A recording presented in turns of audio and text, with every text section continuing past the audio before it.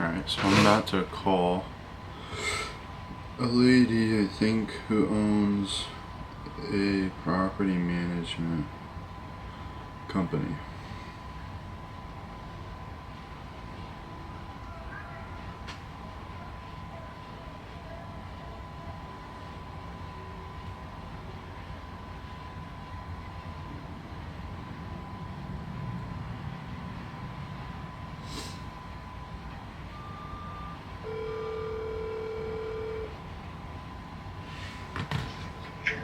Harlan speaking. Hey, is this Harlan Miller? Speaking. Hi, my name is Matthew. I'm the one that was texting you about asking you questions about property management. Yeah. So are you? You said you were looking at considering maybe trying to get into property management. Yes. Okay. So how did you get into property management? Well, I guess I'll take you back on a journey. I grew up in North Dakota on a farm. I moved to a city in Minneapolis, Minnesota. I actually worked in casinos and restaurants after I graduated from college.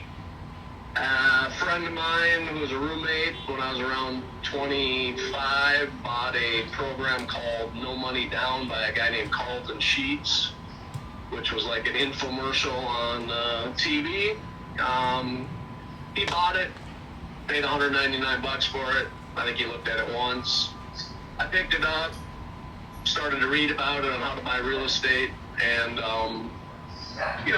he gave me motivation with some ideas that he had in the book, and I went out and figured out how to buy a duplex, even though I was only making like $28,000 a year.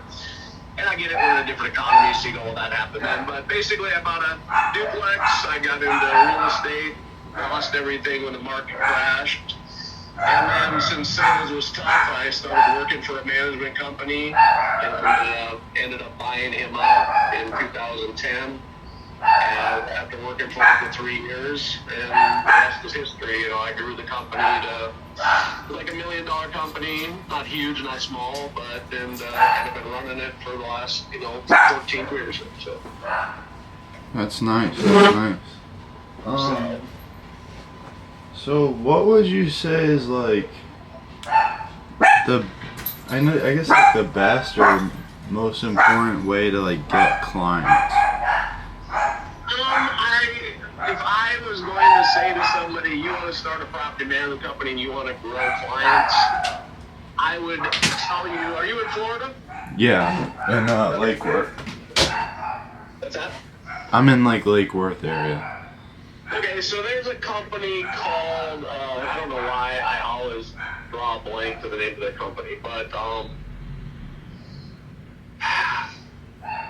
anyway, I could easily get it if I wasn't driving. But so there's a company in Fort Lauderdale that teaches property management companies how to train what is called a BDM. So BDM stands for Business Development Manager. Basically, if you're going to start your own company, you would be the BDM, because to start a company like this, you have to go out and get a client, right? Yeah. And you probably can't afford, unless you're independently wealthy or a trust fund baby, to hire an employee to go do it. Yeah. So you're going to be the BDM. I would absolutely save enough money to go through their training, because people that I know personally that have went through their training and taken it seriously and done what they told them have grown companies quicker and better than anybody I know. Okay. How much is that training? I don't know. I mean, I think it varies depending on how much intensity you want. It could be a couple $1,000. I mean, but I will say this too. There's, since you called me, I'm going to tell you the way I would talk to anybody, and I'm very direct. There's a good saying that Warren Buffett says. So you know who Warren Buffett is, right? Yes. Okay, so Warren Buffett says the number one investment you need to make is in yourself. Mm-hmm. The stupidest thing that most people do is they don't actually invest in themselves. And I would go so far as to say, if you're not willing to pay somebody to make you a better you consider yourself worthless. Not worthless in like you don't mean anything, but you're worth less than you really are. Yeah. So I would say, rather than asking how much does it cost, I would go, Okay, I mean, not that that's a bad question, but sometimes I was like that myself, and I wouldn't do things because of the cost. But I can share two examples with you. I've had two mentors in property management. I paid one $600 a month, and I coached with him for a year, so I spent $7,200. He gave me an idea that I implemented that makes my company about $40,000 a year. So for a $7,200 investment, that was 10 years ago, I've made $400,000 off of an idea he gave me that I took and implemented.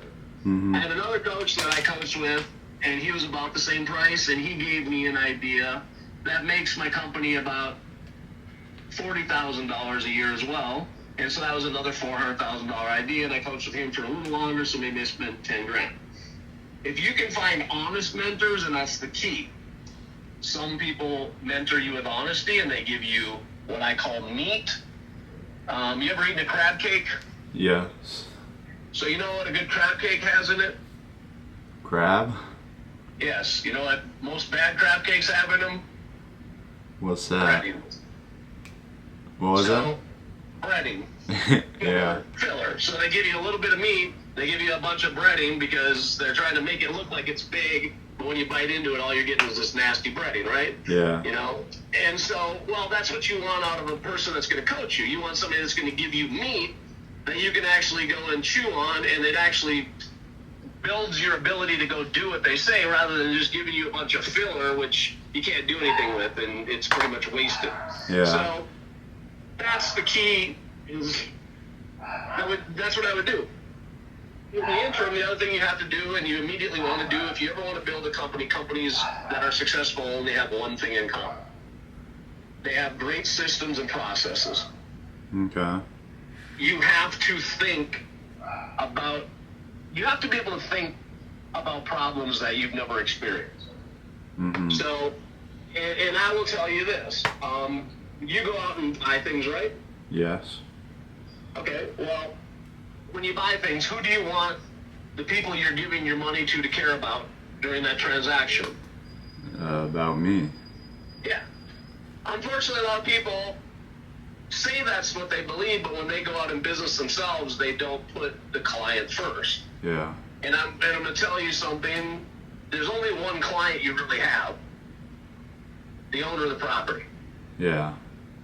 And why property management, in my opinion, is an awesome business. So it sounds to me like you're probably more like me. You didn't wake up and say, I want to be a doctor, a lawyer, a baseball player. Maybe you did and something happened, you got in an accident or something. But my point is, a lot of people wake up and they don't have like that passion from the time they were 6 that they just pursue. So the rest of us go out and build a career or take a job, right? Yeah. So remember one thing if you get in this business.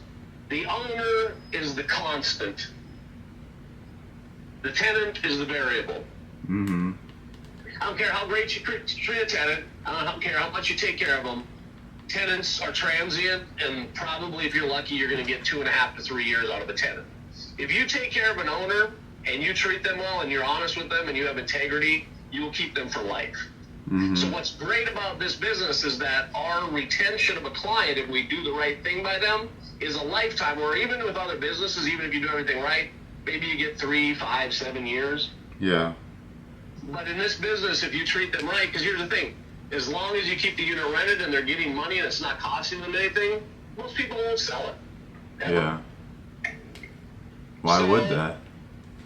What's that? Why would they sell it? Well, exactly. But what most property management companies do is they're lazy in renting, they're lazy in getting things, they're selling out to the tenant because the tenant's the squeaky wheel, and they're saying, don't charge me for that, tampon in the toilet, or don't charge me for those blinds. It wasn't my fault the mechanism broke. It's not my fault that I burned the counter when I put a pan on it. Yeah. You got to stand up to that, but they're the ones that are in your face because the owner, if you're doing a good job, the owner's only going to talk to you when you call them most of the time. Like, I actually have to call my owners because I've been managing for some of them for 17 years. Yeah. They trust me, So you would, And, go ahead. so if like the tenant breaks something, you charge the tenant? Absolutely, 100%. Okay. So, think about it. Like, if I borrowed your car and I used it and I broke the mirror, who would you expect to pay for it? You or me? Me. You expect you to, so I took your car today, like Oh, my car. Yeah. You would pay for it. Yeah, well, if you're a tenant, so here's the thing. Tenant moves into a property, so are you a renter currently? No. Okay. Owner or living with parents? Living with parents. Okay, that's fine. So, how old are you? 18. Okay, well, you should probably start paying them rent. That's my opinion, and you can say, well, why? Because that's what you'd have to do if you didn't have parents that were letting you live for free. Yeah. So you might as well start adulting now. Yeah. I'm just saying it's good as a man to put pressure on yourself. Mm-hmm. It's the only way that you'll forge yourself to be stronger. So I'm just saying, I go to my parents, say, hey, I turned 18. I'm going to start paying you market rent. Because if you have good parents, what they'll probably do with it is put it in an account and they'll give it to you to put towards your first property that you buy. If they're not, they're going to take it and go on vacation because you've been a little shithead for the last 17 years. But, you can only answer that. I can't answer that for you. I don't know how much you want to talk about this because I do have let you go in a few minutes. I don't know. You can ask me specific questions. You can stick with the one you answered me and go about your day. What I'll tell you about me is this. If you're looking to get in this business and you chose me, I don't know how you even found me. How'd you find me?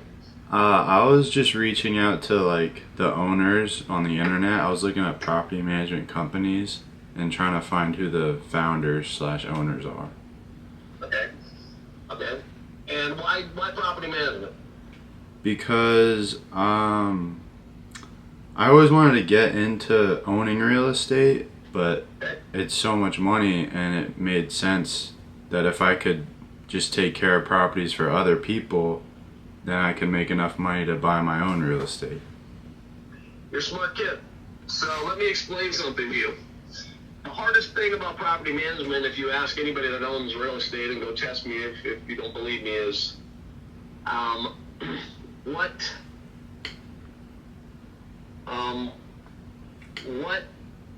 is the management issues? Because here's the thing.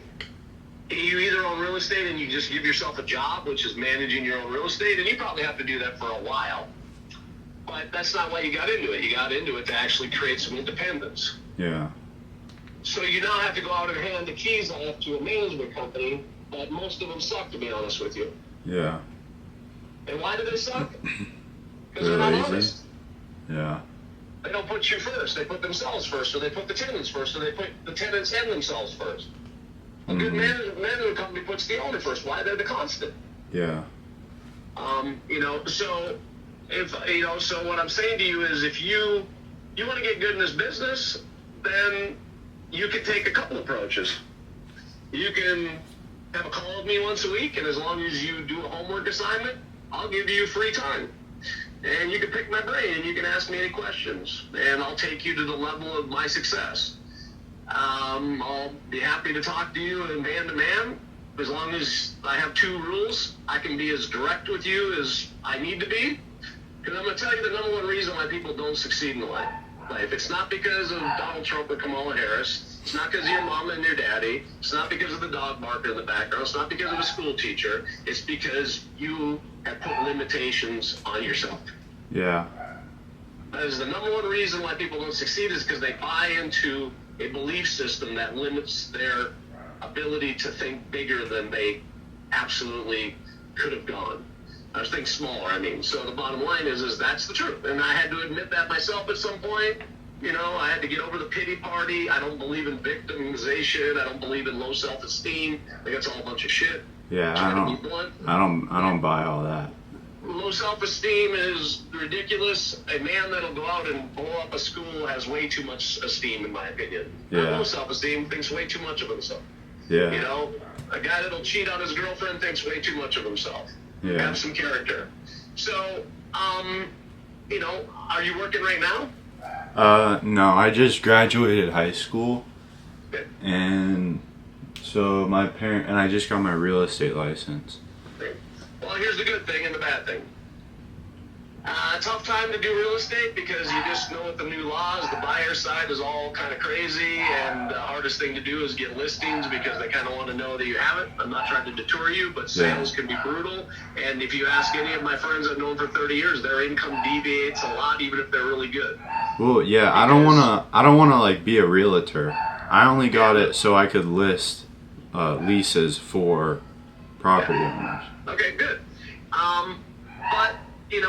But hey, maybe you want to, so I'm just asking you because I'm happy to talk to you about anything, because I can say this. I consider myself an expert in property management. I've been doing it for the better part, since 1998. Mm-hmm. So I've been doing it for 26 years.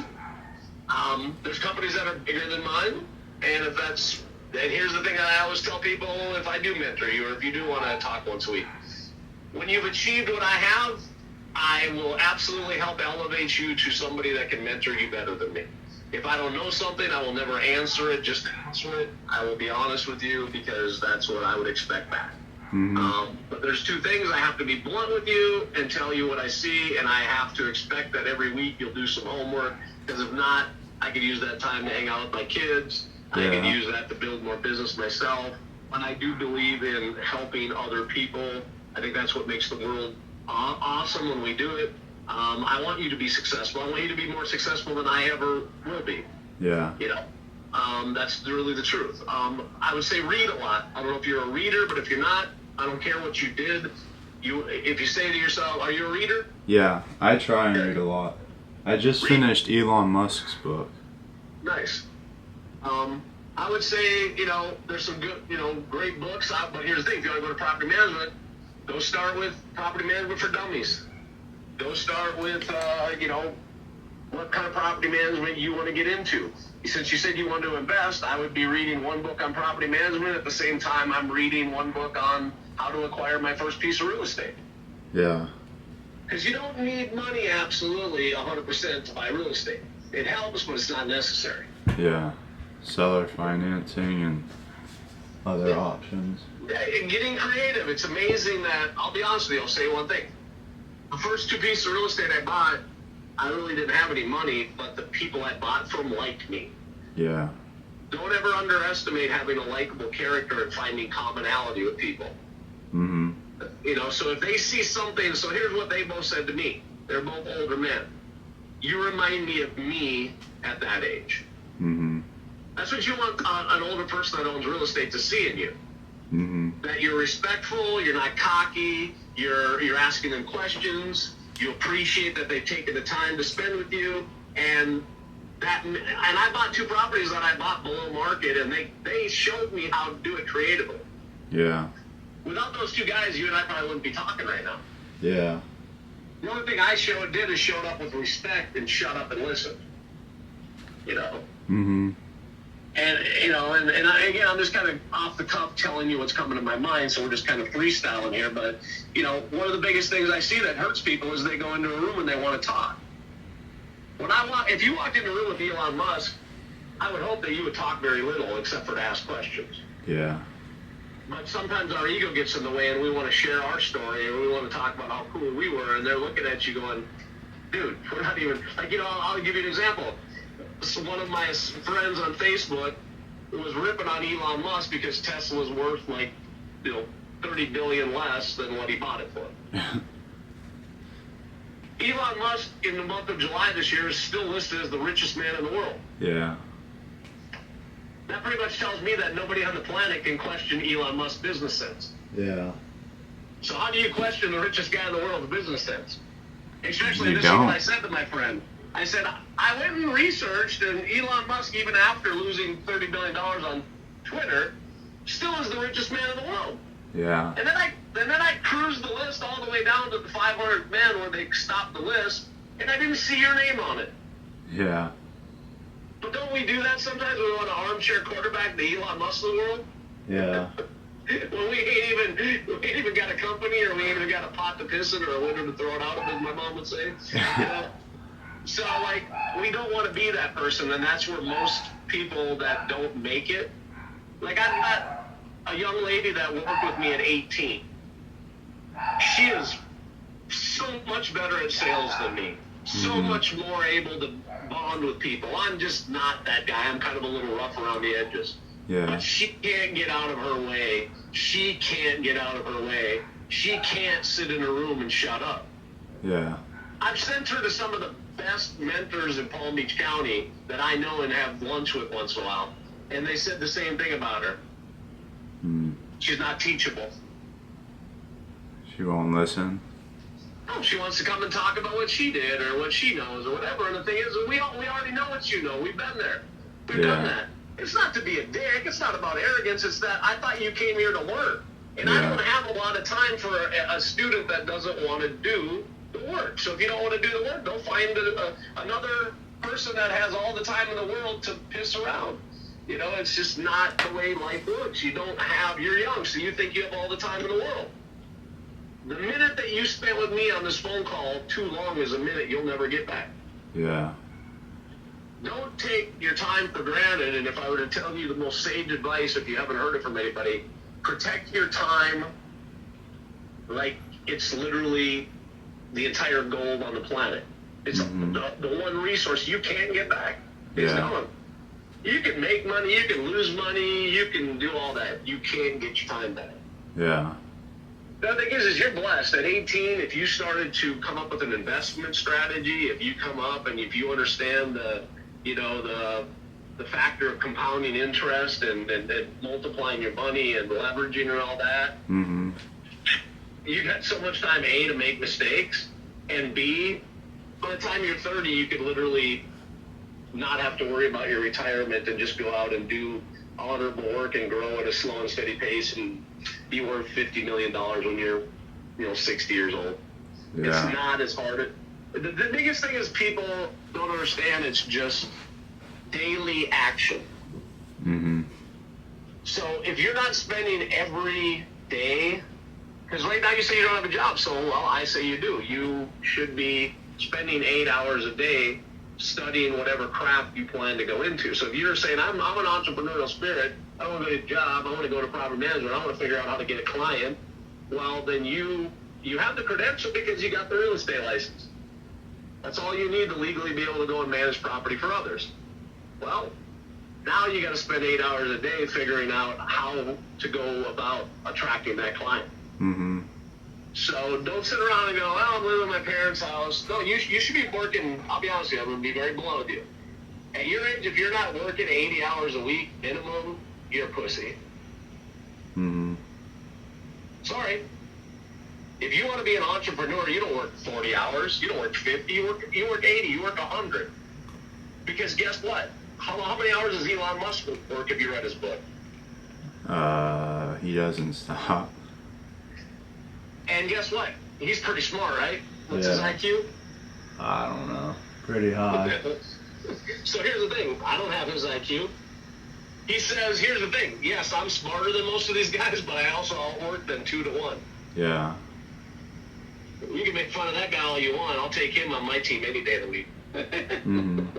He thinks about shit you and I don't even consider and never will. Yeah. You know, and again, I'm just saying, that's not a rip on you or me. It's just true. You know, and that's the other thing is, always be honest with who you are. You know, I'm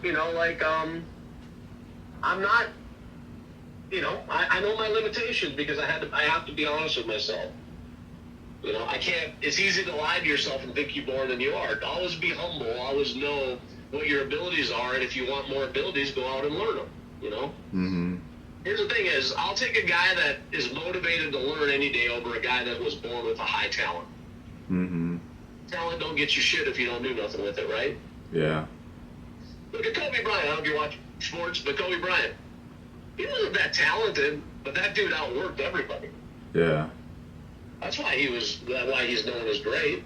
So, anyway, here's the thing. I don't want to just babble, and I don't even know if you're getting value out of this. If you are, great. I do have to stop and talk to somebody right now. All right. I'm driving again in about 15 minutes, so if you want to reconvene at 1:30, maybe you can kind of hone into what do you want if you and I forge any sort of relationship, or you just wanted one call. All right, yeah. I will. I'll call you at 1:30. Okay, sounds good. Thank you. Pretty good, pretty good.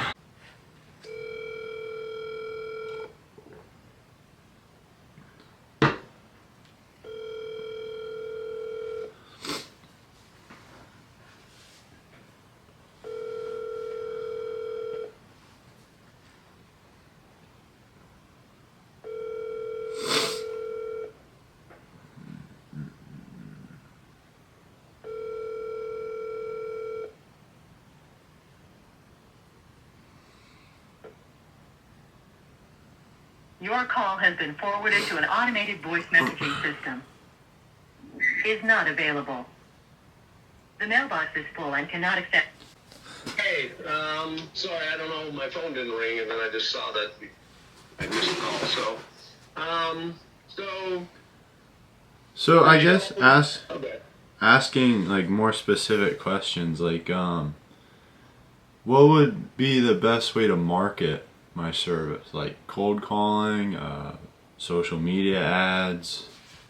Well, I think you want to, build a website, obviously, so that, which obviously is part of, your reputation. You probably want to think about a little branding. So, to kind of slow things down, you may want to think a little bit about, well, who am I and what am I going to be? Because, companies do have, a character to them, if that makes sense. Yeah. So, because if you're going to go get an owner, it'd probably be a little tougher if you, like me, if I just said, well, I'm, Harlan Miller, a real estate broker, versus I'm, HD Property Management, Mm-hmm. and, because, so I would say maybe you want to think a little bit about branding. I don't know, like, what do you consider your strengths? Like, some people are strong at marketing, some people are strong at sales, some people are strong at systems and processes. Where do you think your strengths lie?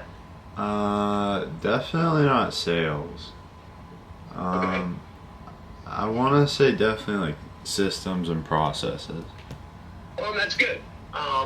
Because systems and processes are the backbone of any company. If you can be very systematized and have things in writing, because again, your goal is to actually grow it to a point where you can immediately hire somebody to take the low-paying work off your plate. Yeah. That's the number one goal, I think, of any entrepreneur is I want to get big enough and put away enough money that once you have 6 months of somebody's salary, you hire an assistant to take all of the tedious stuff off your plate, or you're going to burn out. Yeah. So I would say that, let me hold on. Give me 1 second. Mm-hmm. I just want to see if I can find something.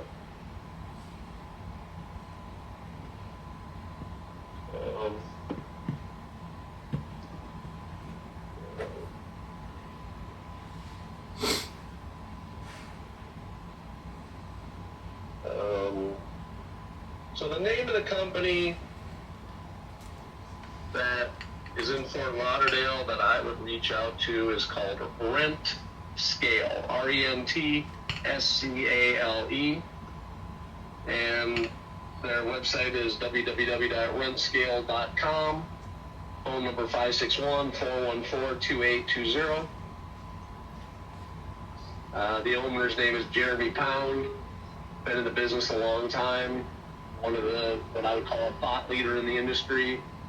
I actually know his business partner, his former business partner better, a guy named Jordan Muela, but guys that are, like kind of pioneers in the industry, they've taken it to a different level of professional. Yeah. I would absolutely write down one other thing, NARPM, NARPM. In fact, if you have $275 and you're not employed and want to drive down to Miramar. Oh, I'm sorry, that's right, it's up north. Right? That was the wrong Miramar, it's actually up. Unfortunately, there's a 3-day conference for the Southeast United States for NARPM. Stands for National Association of Residential Property Managers. And they actually are what kind of we turn to as real estate agents who do rentals. Okay. But I would look at NARPM, a lot of free resources there. But I would talk to Jeremy and just say, hey, I'm a young guy. You play any sports? Football. Okay, so you know, that, like, I'm trying to think, you know, maybe the same concept, but like, it's better that you're kind of raw than if you had some bad habits. Like, you know, like if you play baseball or golf or something and you come in with a bad swing, it's harder to correct a bad habit than it is to start with no habit and go to something good. Yeah. And so, like, you probably don't have a lot of bad habits around real estate, around property management, so you could go in and really be a clean slate for somebody to work with. Yeah. You should call Rent Scale and really talk to them and say, hey, this is my desire. What are we looking at? And I'm just telling you, if you wanted to hit the ground running, I would tell my children to go to Rent Scale and have them teach me how to get clients. Okay. It's all they do. I will. I'll reach out to them. Now, there are some other things you can do. And I'm just saying, if you want to make a list, which they'll share some of them with, and they're going to have a way longer list than me. I do most of my acquisition by word of mouth because I've been in the business a long time, and that's where you want to get to. You want to get to a point where your clients are bringing you more deals because you're managing them well and they're making money, so they can go out and bring you more properties to manage. Yeah. And you also, you know, want them to tell other people how good you are. You know. Yeah. Referrals. Yeah, referral because it's free. You know, you don't spend $10,000 on advertising and just generate zero revenue. Yeah. But if you can get people to go out and advertise for you because you're treating them well, then it's free. You know, you just had to do a good job for them. You know, and then the other thing is, you know, I always say you're either going to be a professional or you're not. And professionals, to me, study their craft and they become tenured in it and they become experts. So read about property management, take notes, ask questions, think about it. Think about what you'd want as a tenant. Think about what you'd want as a landlord. You know, that's really what both sides are looking for. They're looking for somebody who considers them and is willing to look at life from their view. Yeah. You know, and if you can go out and give that level of comfort, you know, where you do need to have a company like Rent Scale really start you off in the right mindset is you can go out and either overvalue or undervalue yourself for a long time. And they're going to tell you what your value is as well. They're going to kind of give you an indicator. And you want to go out there being honest and saying, hey, if I go out and work hard, even if I'm a rookie, if I work hard, I deserve to get paid what other hardworking property managers get paid, you know? And, you know, because obviously the client's going to know at some point whether you're worth your salt. So that's what I would do. I mean, I would start there. I would read a lot about property management, formulate more questions. You can bounce them off of me. You can join NARPM if you want and go to some of the conventions. And like I said, they've got free trainings. You know, it's cheap for you to join now because they charge you kind of by the number of doors you manage. You know, your membership's going to be way less than like mine. Yeah. You know, so but I mean, great organization.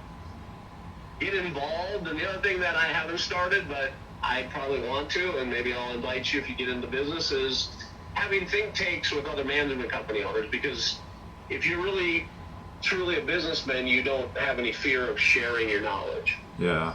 And I've gotten so many great ideas by going out and just talking to other managers because we all have different strengths. Like you said, hey, maybe you build out amazing systems and processes, but you're weak on marketing or sales. Yeah.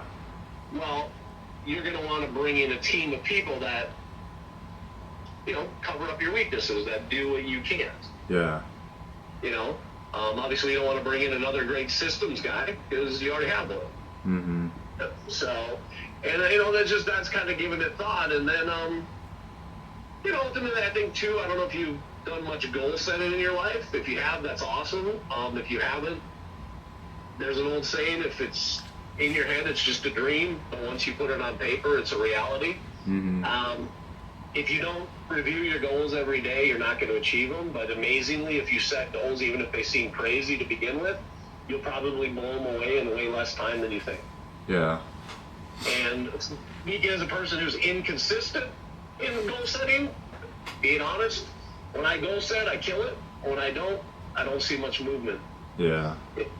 And so get in the habit of goal setting and and requiring yourself to go to the next destination. So, you might start with rent scale and say, hey, I want to grow 10 doors a month. Okay, well then it's just a math game after that, because you're going to find out really quickly after probably 90 days, I've got to do 100 appointments a month to get 10 doors. Mm-hmm. And that's my average. Other thing I'd tell you, have you taken any communications classes? No. Okay, I would advise you, and this is the best thing that helped me, because you said you're not necessarily good at sales. Go to whatever community college is closest to you and take an intrapersonal and an interpersonal communications class and take a speech class. Okay. You have to be a great communicator. Another thing that Elon Musk says, if you don't know how to communicate, he said, get rid of all the technical skills, get rid of all that stuff. Don't go to a business school. Go and learn how to speak to people. He went to, I think it's called Dale Carnegie, does a course on public speaking. Mm-hmm. Save the money to go do those things. If you can become an effective communicator, it's all the difference in the world. Yeah. Huge. And then again, at your age, you're starting off right where you can go in and, I'll tell you a story just briefly about me. I was terrified of communicating with people coming out of college. Couldn't do it. Mm-hmm. After I graduated from college and managed to do it without taking a speech class, which was almost impossible, I don't know if they still require, but pretty much almost every college required you to take a speech class. I got around it somehow. I ended up forcing myself to go to a community college, like I told you, after I graduated from my regular 4-year college, and went and took interpersonal, intrapersonal, and public speaking classes. And it was a game changer for me. Mm-hmm. It made me, I wouldn't even be able to take a call like you calling me like this when I would have been freaking out, Yeah. But now I can talk to you for two weeks about real estate. Yeah. So I'm just saying, you got to know your weaknesses that you can't have, and a great leader, a great business owner can't be a bad communicator. Yeah. You don't have to be great at marketing. You don't have to be great at sales. You don't have to be great at systems. You can find people for all that, but nobody can communicate on your behalf. I mean, I guess you can. I should take that back. You could be if you're an amazingly Elon Musk type visionary. Yeah. Like Steve Jobs was a prick. I mean, based on what everybody says. But he was a visionary, so people were willing to overlook that. Or the people that saw his vision that were able to then communicate it effectively to others and get results were okay with his being a prick because they knew that his vision was that big, it was worth the trip. Yeah. But, but if you don't know how to communicate with people well, it's going to be hard to get clients. Yeah. Now, with that said, one of the best real estate agents in sales I ever saw had zero personality. He was as exciting as watching paint dry, and he killed it. But it's because he was completely trustworthy, and he knew his shit.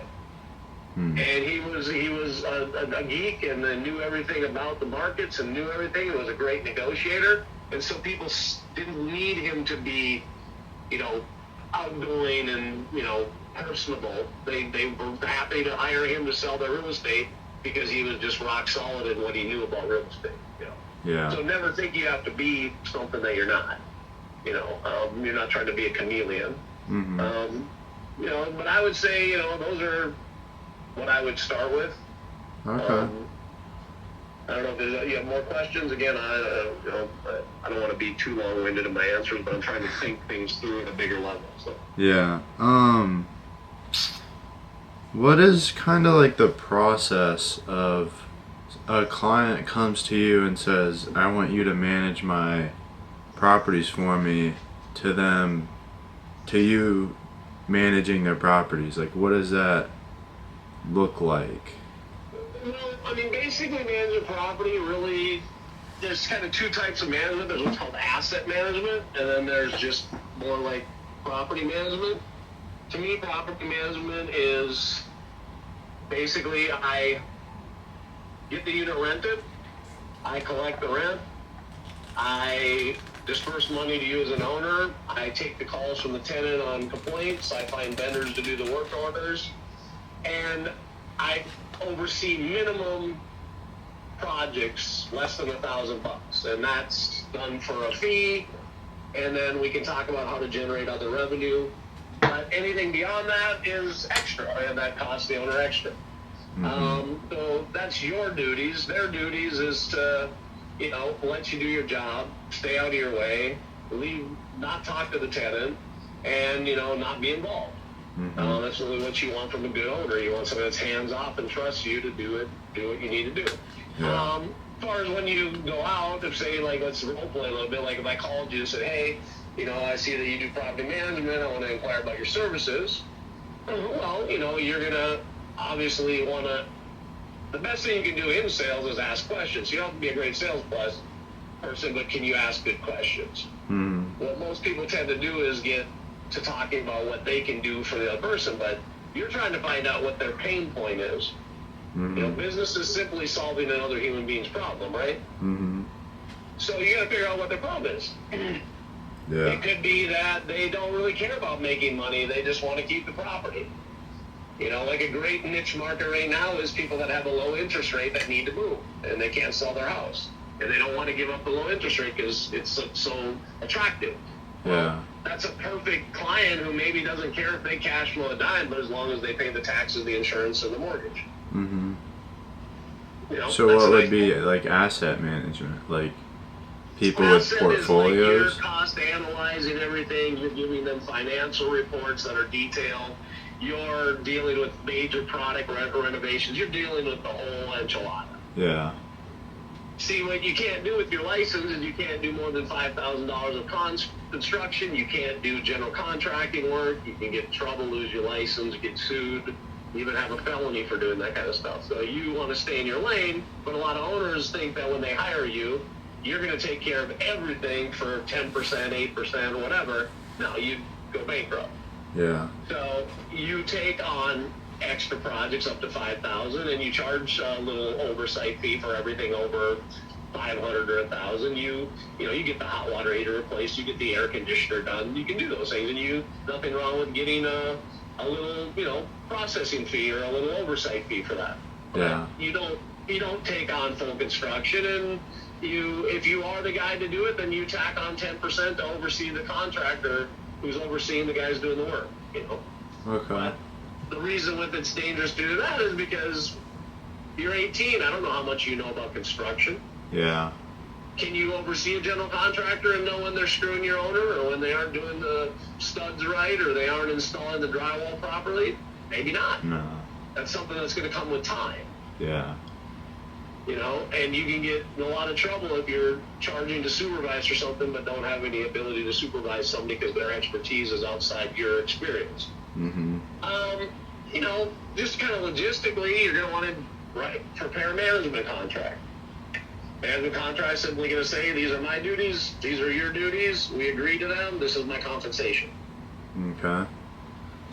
I would absolutely out the gate charge, I would try and keep it at 10%, even though legally you can't say that's the market or that's the industry. You can say, well, generally I, as a company, charge 10% monthly. Most of us charge that on only collected rents. You could charge it no matter what, but obviously, well, you couldn't. You could charge a flat fee. Problem with the flat fee is let's say you charge a flat fee of $150. Well, if rent goes to $2,000, you just left $50 a month on the table. Yeah. And if you're good at keeping the property full, you'd rather do it on a percentage of rent collected. Another fee you're going to charge the owner is an annual inspection fee. You want to go in and inspect the unit at least once a year and make sure that the tenant's not messing it up. Usually you're not trying to kill them on that, maybe $150. You're going to want to charge them a renewal fee, maybe a couple $100 for the 10th renewal. Then you have your lease-up fee. Well, generally the normal fee for that is 1 month rent. But it's negotiable, but you want to charge that, and usually why it's 1 month is because you were paying another real estate agent to bring a tenant. If you find them yourself, I've generally discounted that down to a half a month, or maybe 3/4 of a month, depending on how much work we put in. You want to charge a marketing fee when you get a property, and if you ever inherit a property that has a bad tenant, you cannot do it for 10%. So like a lot of times you're going to get calls because they've been managing it, and they absolutely have let a tenant run up a $10,000 bill, and now they want you to deal with the problem. Yeah. No. You cannot come in and do that.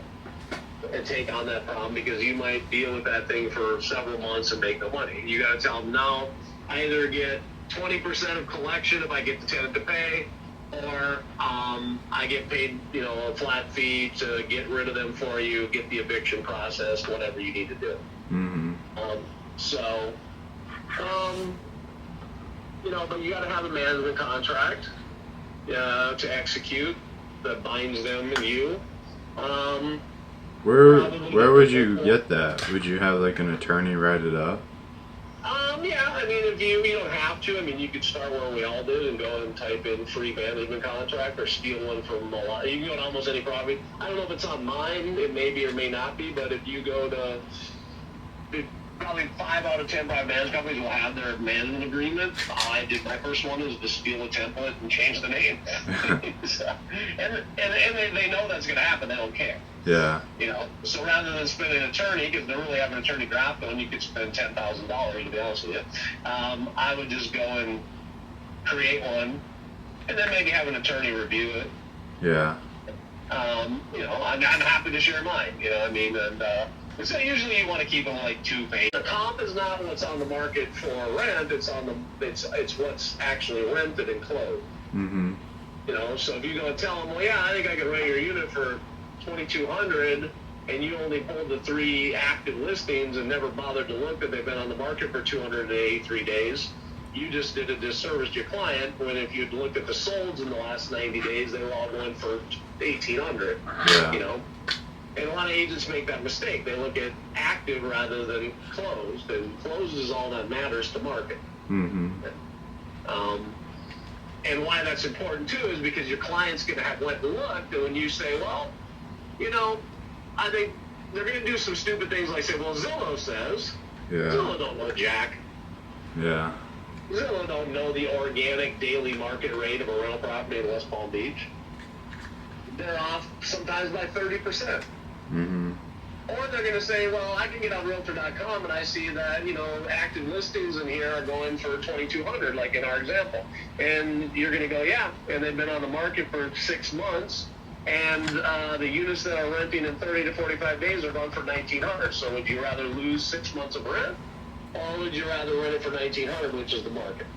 You tell me, I'll do whatever you want, but the smarter bet would be to rent it for $1,900, give up $300 a month, because you're going to lose that in a month and a half if you let it sit. Yeah. So that's the other thing about a good property manager is you're the one that should absolutely know how to get the unit rented in 30 days or less. Yeah. If they tell you what it's your rent's for, then what would they need you for? Yeah. So you have to probably come up with some, and there's some available. Comp analysis on the MLS if you belong to the Realtors Association, but you probably want to send them a nice little glossy presentation. Hey, compared to these other properties, yours had this is I can get you $50 because you have a pool or whatever. You want to be able to calm things out and always do it where you're getting them the most money you can, but never where you're never renting the units because you're trying to overpromise and underdeliver. Yeah. So I'm just saying, you want to have at least a management contract, and you want to have be able to present some sort of analysis and presentation to them that this is what I believe I can rent your property for. Number 3, you always want to see the property before you enter into a contract with anybody, and here's why. Do not to say, hey, I'm just here as a property manager, but give me 1 second. My wife has called me a couple times, so let me call her and I'll give you 5 more minutes so we can wrap up. Okay, I'll call you right back. All right, I will. Bye.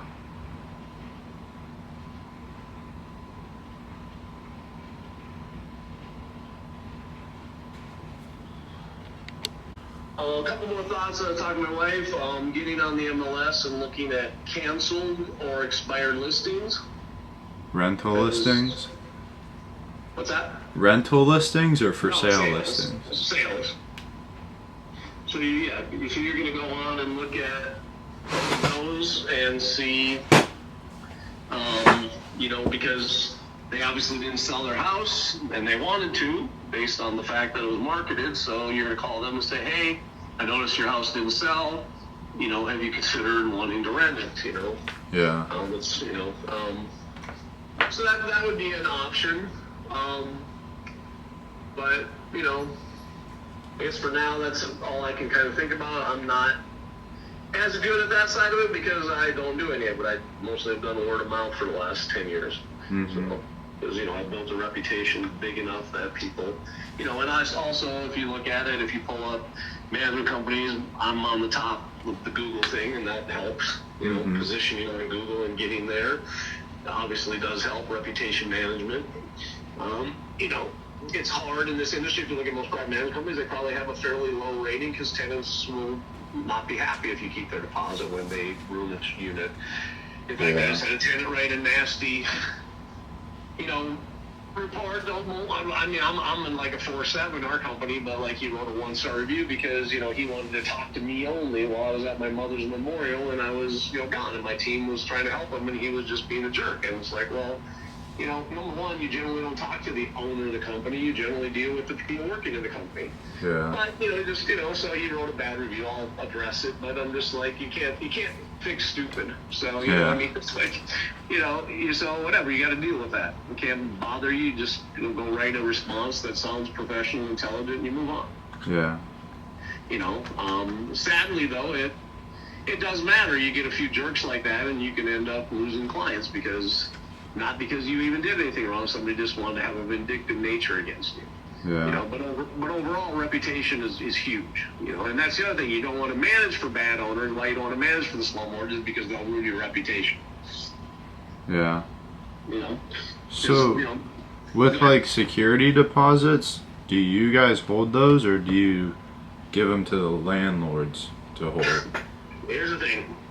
I hold them. But if you decide not to hold them, so there is, you have to set your accounts up and have escrows and all that and keep it separate. I prefer that because, again, your reputation. The problem with giving owners money is they rarely want to give it back. Yeah. So even though that deposit isn't theirs, they don't look at it like that. Yeah. And the problem is a lot of times they'll try and keep it or they'll delay and violate it, and guess what? Who does the tenant know? You. Who does the tenant work with? You or your team.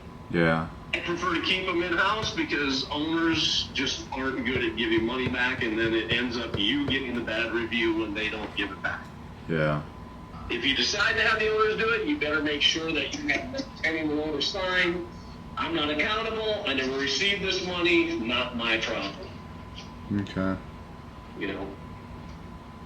Because it's something you can go post on the internet if the tenant tries to blast you, because they will.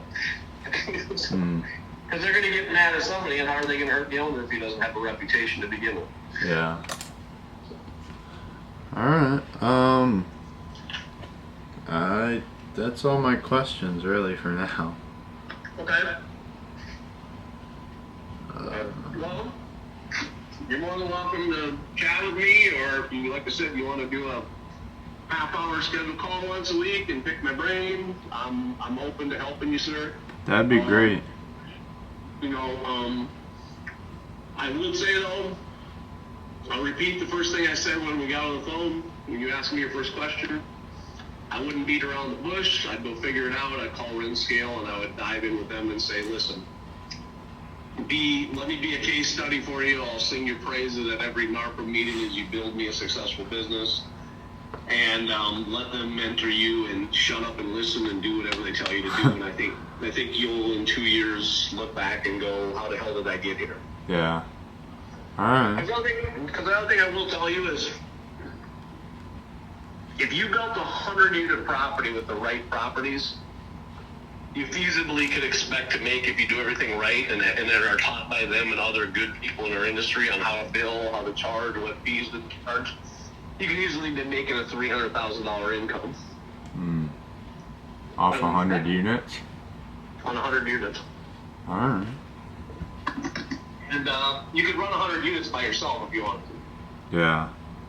Or you could get 100 units, hire a really kick-ass assistant for $60,000 a year and make $240 and not really have to work that hard. But I'm telling you, you want to, you really want to get into units that are $2,000 to maybe 3,500, 4,000 max. Because the worst tenants are poor tenants and rich tenants. Hmm. And they both have immediate gratification issues. You want working people. See, a working man who's at work 8 hours a day isn't sitting around thinking about how he can piss in your Cheerios and make your life hell because you didn't fix the AC in 10 minutes. Yeah. So, but on that unit, you can absolutely make $3,000 a year profit if you set it up right. All right. Because one thing we haven't even got into is there's like 25 different income streams as a property management company that you could implement on the tenant or the owner side. Hmm. That Now, sounds a luckily, little. You live in a state where those are being allowed to happen. In some states like California, where they aren't so, free markets, capitalist driven, you can't do that because Yeah. they're going to try and stop you from making money. Yeah. But we live in a state where it's kind of like, hey, as long as you're doing the right thing and not stealing from anybody, and you're doing a good job, you should get paid well. Yeah. But I'm just saying, if you want to make you literally, with 30 to 50 units, could be making a six-figure income. And you could easily probably do that in 18 months or less if you follow the recipe of success that I believe a company like RentScale could give you. All right. Yeah, I'm gonna reach out to them. And so, and at your age, that sounds way better than going and getting a job, right? Yeah, it does. Okay. So, well, there's only one thing then, motivation. How bad do you want it? Yeah. That's up to you, buddy. I. Your mom can't give it to you, your dad can't give it to you, your friends can't give it to you. You either have it or you don't. So I'm saying, hey, go get it. It's there. Yeah. No, I want it. That's for sure. Yeah, and then, like I said, and again, we don't have to set today, think about it, but like I said, we can meet half hour, we can meet up for a cup of coffee in person. I'm happy you can come in with 5 questions you want to ask, and I'll answer them. You can email them to me, whatever. I'm willing to give you time because, I haven't had people maybe put as much time into me as I've put into some other people, but I've had mentors along the way that have changed my life or given me ideas that have just revolutionized my success. Yeah. And I totally believe in coaching. It's not just for sports. Yeah. That would be great. And also, I'll introduce you to Narcom, and, that's also personality. You may find some people like, there's tons of coaches around the country in our industry, but you may gravitate to one. Like, I'm not really kind of a Grant Cardone guy, if you know who he is. Yeah, I do. Not that there's anything wrong with Grant. I'm just not trying to 10x my life in a way because he's all about being at the top. That's okay. He's like made something, if you know who Dave Ramsey is, he said, well, Dave Ramsey just generates, middle class or upper middle class people. Mm-hmm. I'm okay with being middle to upper middle class. I'm not trying to be Elon Musk. If you are, then you'd want to go find a mentor that's more like a Grant Cardone in our industry. Like the guys that I have mentored me are guys that, they probably make $500,000 a year. Yeah. That's not bad money. Yeah. They're not hurting. They're not gonna, be buying private jets. But I get it. I like Grant Cardone, and I think he's highly motivated. I find other things in life more interesting. Yeah. And so always kind of look at your own personality and align yourself with people. In fact, that's one thing I would say to you as well. If you do go out and mentors, and you should even probably do it to me. Imagine the life you want to have and then interview everybody as to whether that's the life they have. Mm-hmm. Because I said something earlier and you didn't really respond, so I don't know how it hit you, but I said, hey, at your age, you should be working 80 to 100 hours a week. Yeah. It's true and it's not true. It depends on how quickly or how big you want to go. Yeah. So if you say to me, no, that's not really my dream, I don't disrespect that as long as you're content with the results that you get on your dream, right? Yeah. So make sure that if you get mentored, you're not getting mentored by a Grant Cardone when you want to be more of a Dave Ramsey student or vice versa, so, Yeah. that's very important is that you want somebody's life to look like how you'd like yours to look if you got to where they are. Yeah. So. All right. Well, would we be able to schedule a call for the same time next week? Yeah, generally no. The answer that I would like to go with is Wednesdays are my day for calls like this. So if we could schedule a set Wednesday, I can't tell you right now because I don't have my calendar, but usually I leave Wednesdays open for anything outside of my family or my business. So that's like somebody wants to sell me something, somebody wants me to mentor them. So we can do like a Wednesday anytime, usually between like 10 and 3. All right. I'll text you what time works. Yeah, so let me look, and tentatively I'm thinking maybe like 11 on Wednesdays, because usually 1 o'clock I usually do book out vendors. I'm trying to get, and that's kind of getting back to what I said is time is precious. So I try to do repetitively the same thing at the same time every week, so that there's no variable, and that to me is very beneficial. It's like do on Monday what you always do on Monday. Yeah. There's nothing wrong with boredom in your schedule, which actually does make room for more variety in your life. Mm-hmm. If you can kind of just automatically do everything that needs to be done in priority, then you free up a lot of time if you want to. So. All right. But let's tentatively, once you reach out to me on Monday or Tuesday and just send me a quick, are we still on for 11? It should be a yes. If not, it might deviate by a half hour either way. All right. Perfect. Or the other thing too, if you want, one thing I do a lot of coaching and talking to people on is during drive times. So if you're okay with it, we can also kind of have a wing it depending on what you're up to, and there's no obligation. But I might say, hey, I got to drive to Port St. Lucie. I'm gonna be driving for an hour and 10 minutes. If you're free, you want to chat, pick my brain, let's do it. Yeah, that's awesome. Yeah, because again, I'm just either going to listen to a podcast, listen to music, or, illegally, text on my phone when I shouldn't be. Yeah. So I'd rather just be talking to somebody and, obeying the law. Because Yeah. I don't remember podcasts and I don't sing that well, so it doesn't really matter. But anyway, I'll let you go because my wife needs me to go get a sofa. So if you can pray for my chiropractor visit, that'd be great. I will. All right. And also text me your full name when we get off the phone. I will. Okay. All right. You have a good one. Thank you. Goodbye. Bye. I just found a mentor, baby. Let's go.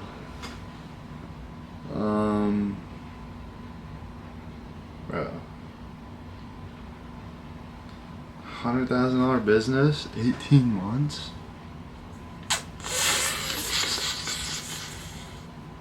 That's fire.